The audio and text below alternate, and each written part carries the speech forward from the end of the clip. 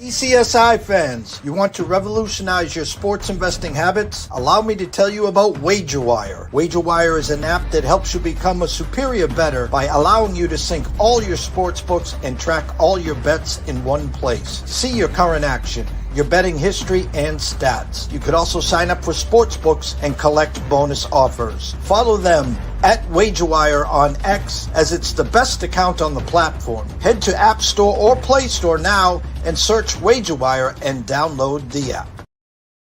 Excuse me, Mr. DJ. Hey, check this out. We got a great show coming your way.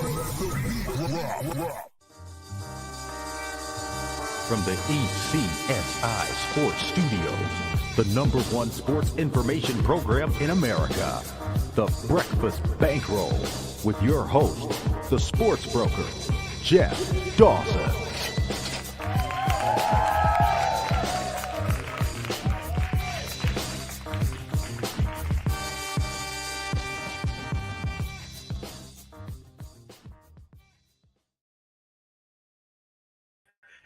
Good morning, sportsmen from all around the globe. I am the host, Jeff Dawson, East Coast Sports Investors, and we are debuting myself and Nick Hathoat, year number 2 with Nick, NCAA Baseball, midweek breakdowns. And on Thursdays, Matt and Q, year number 4, will give you the Friday Night Lights and the weekend report. But blessed and honored to be bringing on Nick Hathoat to talk about the midweeks. He talked to me last year about this and says, hey, this game's going on in the middle of the week. By the time we have a show on Thursday and Friday, those games are gone. Let's go, Dawson. So here we are. We're here to talk some baseball. Weekend number 1 in the books, and some big upsets and eye-openers. Nice effort, UConn opening day, favored over Nebraska,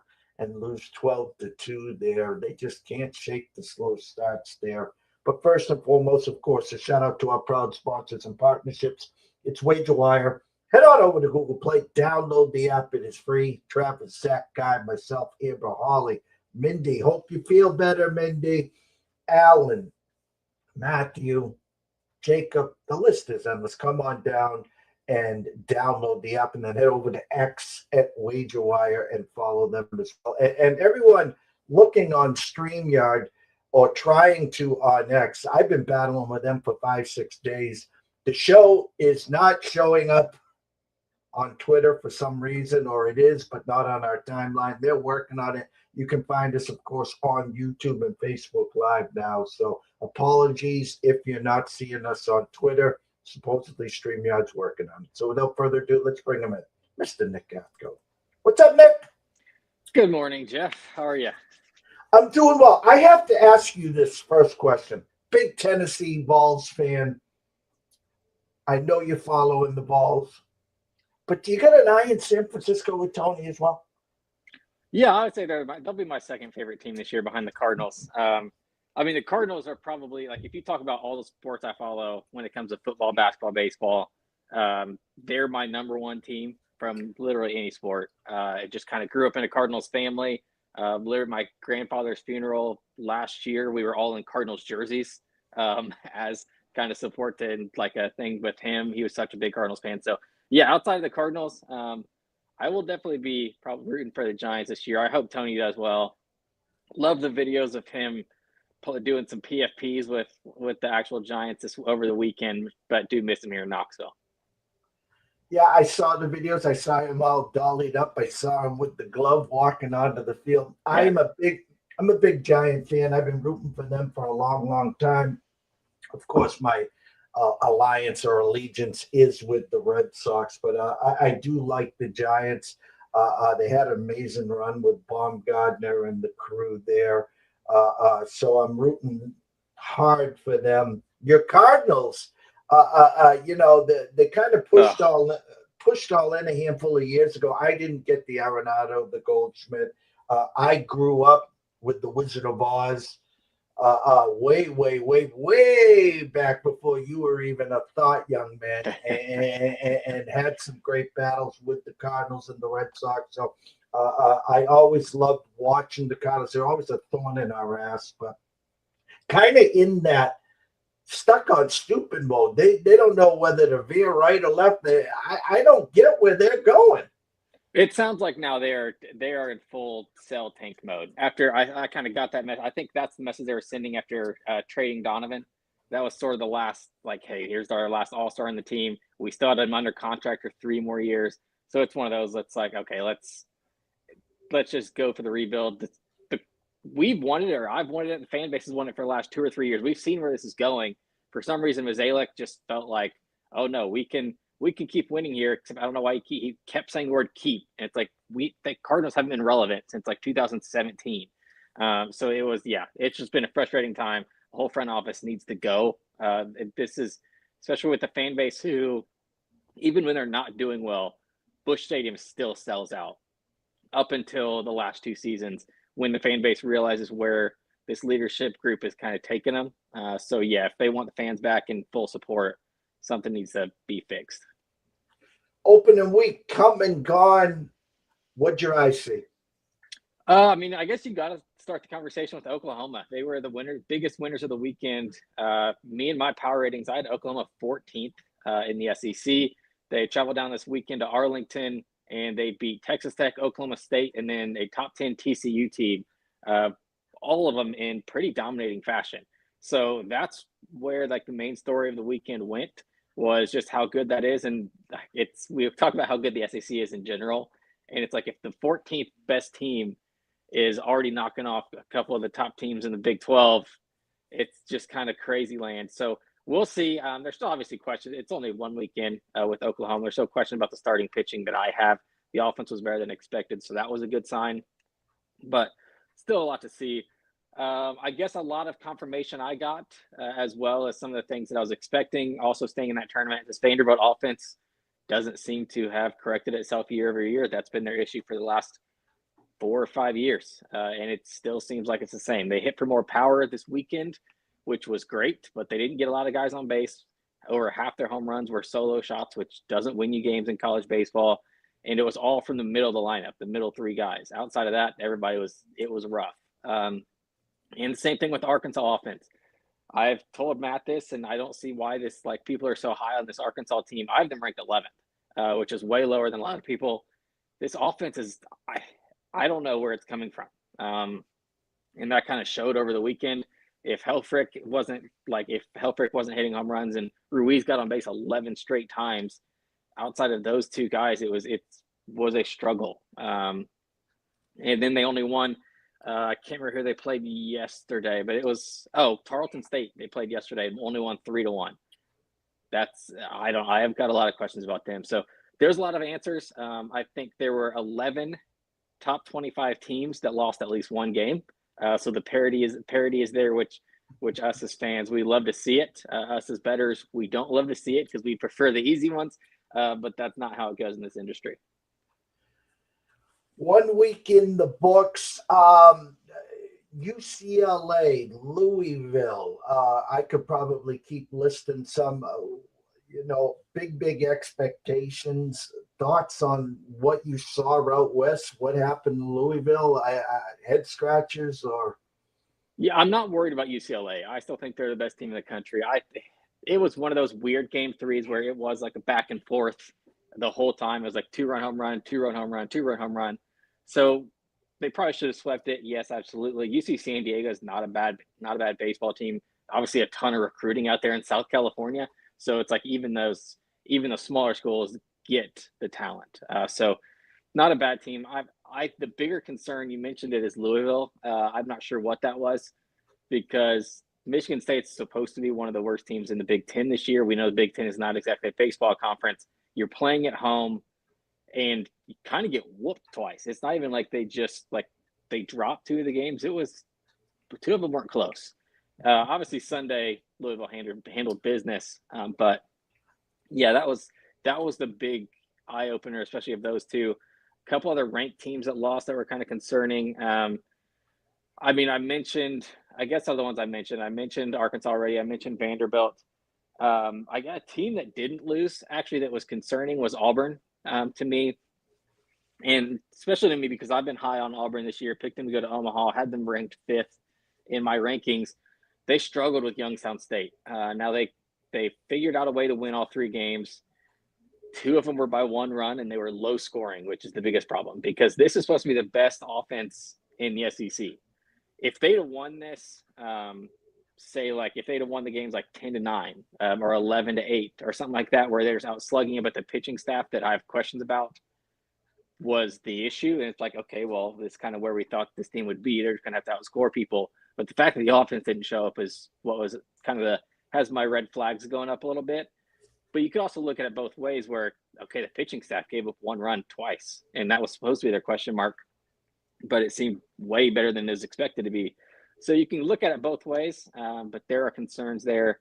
And then LSU, people are praising LSU, the offense, kind of today and yesterday. It's like the pitching staff is getting up 22 runs in 4 games, and they have played Milwaukee and Nichols. And it's just like, or not Nichols. I can't remember who they played yesterday. Kent State.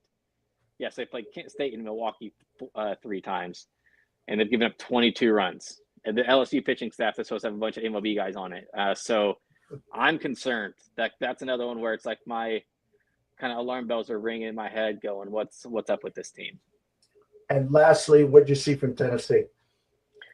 Yeah, business as usual. It's kind of tough to tell facing Nicholls State team that's just outmanned. Bringing in a first-time coach too. Nicholls State's usually not bad. They'll finish probably 4th or 5th in the Southland, which is a pretty decent baseball conference. They've made the tournament recently, so it's not bad. But this Tennessee team kind of piecing it together, which was great to see. The greatest thing I saw was the 3 starting pitchers were absolutely dominant. It looks like 3 aces. You have Tegan Coons going on Fridays, who's supposed to be the 6th right-handed arm taken in the draft this year. So I think Friday night should be kind of in place for Tennessee. What I was happy with was getting to see Landon Mack start on Saturday, who was the Rutgers transfer, who was first team All Big Ten for Rutgers last year. Now he comes in, pitched for Team USA during the summer. He was dominant. If you saw Chase Dolander pitch for Tennessee in the past like 2 or 3 years ago, that's what he reminds me of, where like kind of like that on the mound, his stuff seems the exact same. He kind of has that mentality too of there's no way you can touch this. So here's fastball at 98 down the middle, try to hit it type of thing. And then his wipeout slider is just crazy. So it's good to see him. And then Evan Blanco Sundays, Steady Eddie is what it felt like, where it's like he was the ace on the Virginia team that went to Omaha 2 years ago, was in and out of the rotation last year due to injuries at Virginia. So he transferred into Tennessee, looks fully healthy, looks good. So it's like you're getting basically 3 Friday guys for Tennessee in the rotation. And then I guess offensively, talk about the 2 transfers are the ones that are the big news breakers. Henry Ford, transfer in from Virginia, another one, was great, hit his first home run on the weekend, hitting about 400 already. And then the biggest news was Blaine Brown. He was the 10th ranked portal transfer in the country, came in from Rice. He's only a sophomore. This kid, oh my gosh, people need to watch out. He'll be an early first rounder next year. Hit 3 home runs opening weekend. He's hitting 570, 15 total bases, 8 hits on the first weekend. It's just nasty. 6'5", can absolutely run. And oh yeah, he's starting tonight on the mound. And he's a lefty that throws about 95, 98. It's just dominant type stuff. Yeah, so Blaine Brown is definitely a name to watch out for. I got 2 spreadsheets. I got DraftKings to the right. I got our other spreadsheet to the left. I'm going to run down some games, and then I'm going to give you the board, what your eyes are seeing, maybe some in-pocket plays and lanes. Xavier, we talked about Louisville right now. On DraftKings, Louisville minus 245. You can grab Xavier plus 185, 14.5 under over there. So we can find some closer games here for you. Let's see. Wow. Florida Atlantic minus 188. Yeah. Missouri. We know Missouri was the whipping child last year. Kind of curious your thoughts there. Arizona State, UConn. Arizona State minus 180. You can grab the Huskies plus 140. If you Venmo'd me 100, I'd send you 200 back. I got to wait for warm weather with this Huskies team. Yeah, I agree. It was another one of those. I didn't play him, but it felt like I wanted to. I kept seeing UConn this weekend and wanting to click that button, but just couldn't do it. Like because it feels like this team should be good, and it really is just it's just an early season thing. But it's not just them; it's the whole Northeast in general. We saw a very good Northeastern team go down also to Arizona, and they struggled. We've seen it with like Boston College struggled. So it's just Northern teams are going to struggle early in the season. It's just one of those things. Yeah, so let's hold off on UConn until midway through the season, shall we? Especially against Arizona State, who's a very under the radar team for me this year. That is definitely a weird one. What was the other one you mentioned? Oh, the whipping child, Florida Atlantic, Missouri. Oh gosh, you couldn't pay me. Yeah, you couldn't pay me to stay far away from that game. Missouri got okay. Yeah, LaSalle. I think it was LaSalle that they played, beat Missouri on Friday, and then Missouri came back and won like 34-2 on Sunday. I don't know what this Missouri team is going to be this year. Keep me far away. Can't pay me enough. Even if you gave me the money to bet on that game, I would just either hand it right back or bet on something else and then give you a profit. The board's up there. What do your eyes see today? Anything jump out? Yeah, I got two totals, a little over like early season kind of midweek totals where they seem low to me. Troy, Mississippi State being now both of these have moved. Unfortunately, like they were literally ones as soon as they drop, I hit them, and they've moved by 2 runs. So I got Troy, Mississippi State over 12.5. That's 2 very good offenses there. Should be a slugfest. Same thing with Missouri State or Oral Roberts, 12.5. Just another thing.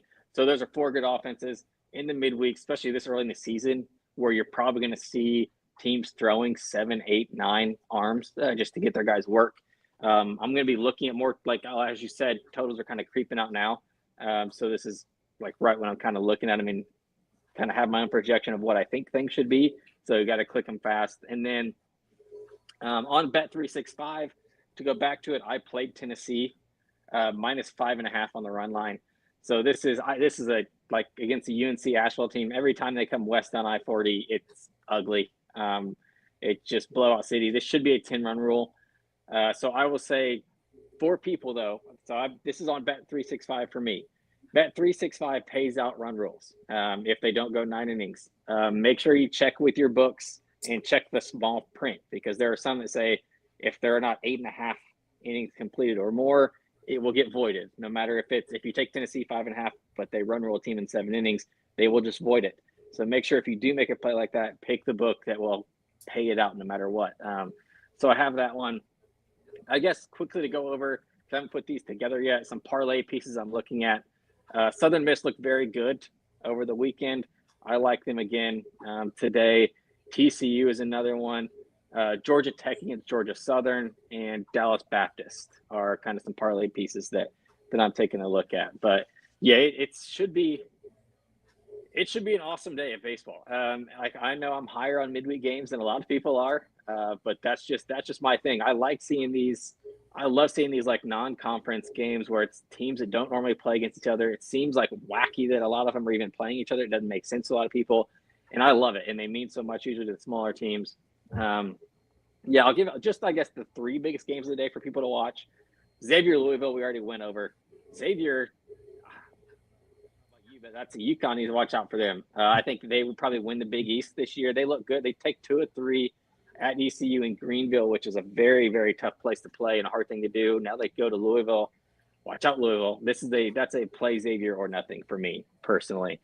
Another one that's a very, very good game. Troy, Mississippi State, mentioned the total there. This just in general, I have Troy as a dark horse, could possibly win the Sun Belt. Mississippi State, they played well this week. Like, I don't even know. I wouldn't even say they played well. They won 3 games against Hofstra this weekend, but none were pretty.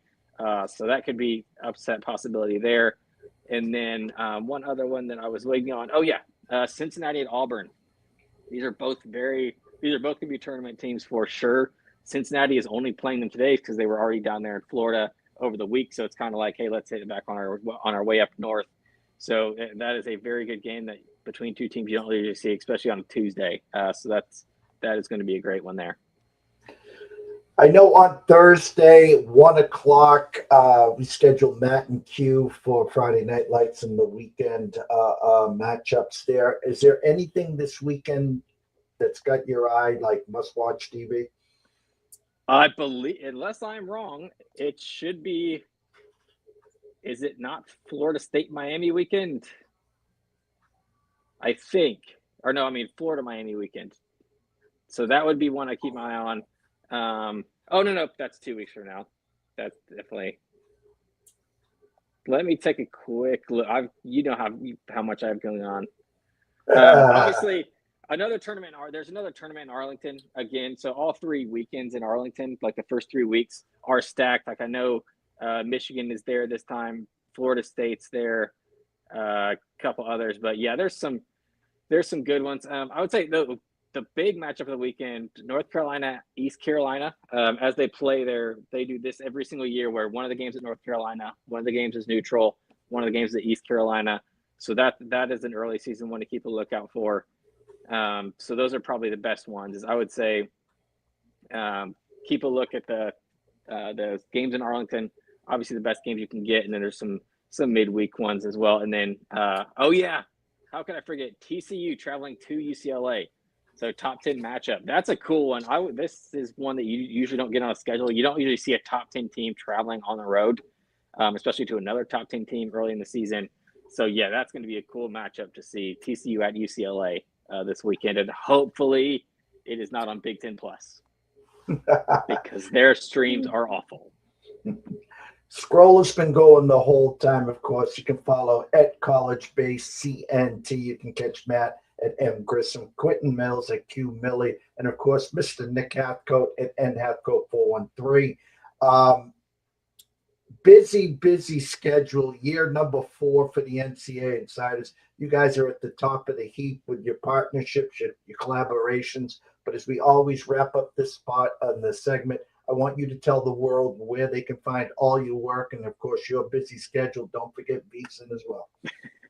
Yeah, doing shows, doing basically an SEC-specific show with Jake McKeever called Southern Fried Baseball on Mondays and Thursday nights at 7 o'clock. This I will be on every Tuesday is the plan right now. We'll see about some Thursday stuff. And then, yeah, the plan is for me to be on, hopefully be on VSiN as a weekly occurrence on Friday afternoon covering or looking forward to the weekend stuff. But yeah, obviously follow. I'm running the NCAA Insiders Twitter account. Join our Discord. We got a ton of people joining in the off season, and that thing was blowing up all weekend long, talking about the games that were going on, kind of giving insights. There were streams being passed around. There was people giving out bets on there that they liked and that they were looking at. So it's just a great resource for anybody who's a college baseball fan and wants to talk to other college baseball people.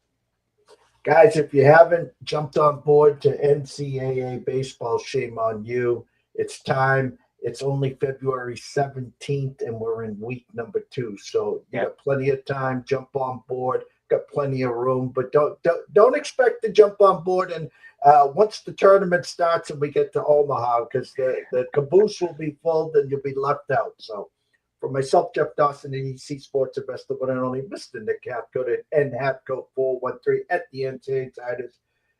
Go follow. Ask questions. Nick, believe it or not, will answer them. Yeah, I answer every single question I'm asked. Absolutely. Turn on the notifications, catch them on VSiN, Sports Grid, wherever it may be, and let's have some fun. So, guys, enjoy yourselves, be safe, and stay tuned.